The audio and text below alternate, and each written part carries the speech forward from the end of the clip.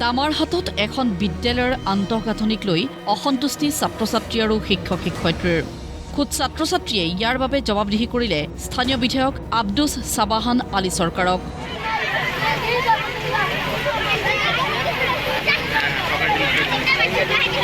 ৰাজপথত বিধায়কৰ গাড়ী আগভেটি ধৰি ছাত্ৰ-ছাত্ৰীয়ে প্ৰশ্নবাণেৰে থকা সৰকা কৰিলে গোলকগঞ্জৰ কংগ্ৰেছী বিধায়কগৰাকীক।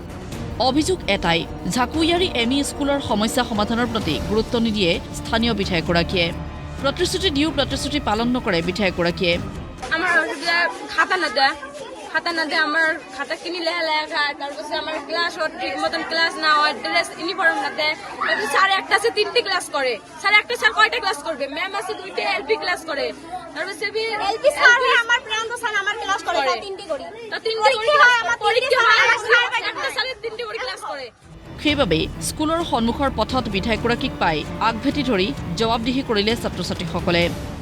কিন্তু ছাত্ৰ-ছাত্ৰীৰ সমস্যাক গুৰুত্ব নিদি দেহৰক্ষীৰ সহায়ত সেই স্থান ত্যাগ কৰে কংগ্ৰেছী বিধায়কগৰাকীয়ে। কি কাৰণত বিধায়কগৰাকীয়ে এনে পৰিস্থিতিৰ সন্মুখীন হ'বলগীয়া হ'ল, শুনক বিদ্যালয়খনৰ শিক্ষক আৰু পৰিচালনা সমিতিৰ সভাপতিগৰাকীৰ মুখেৰে। আমি উপলব্ধি কৰোঁ আন্তঃগাঁথনি কাম বহুত বেয়া। এতিয়া পইচা ক'ত যায় এইটো আমিতো গম নাপাওঁ। আমি পইচা নাপাওঁ বা আমাৰ দৰকাৰেই নাই এইটো।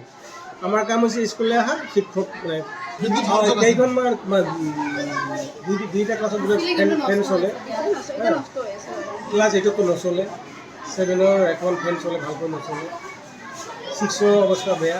স্কুলখনৰ শৈক্ষিক পৰিৱেশ একবাৰে বিনষ্ট হৈছে।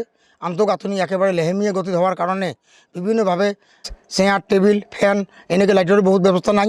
লেট্ৰিন বাথৰুম একেবাৰে লেতেৰা। বিভিন্নভাৱে অভিযোগ দিয়াত কোনো গুৰুত্ব নিদিয়াৰ কাৰণে আজি ছাত্ৰ ছাত্ৰীসকলে MLA ঘৰৰ ৰাস্তাত পাই আগুচি ধৰে আৰু বহুত জবৰদস্তি কৰে ছাৰৰ লগত যে ছাৰ আমাৰ স্কুলখন অলপ পদাৰ্পণ কৰি যাওক।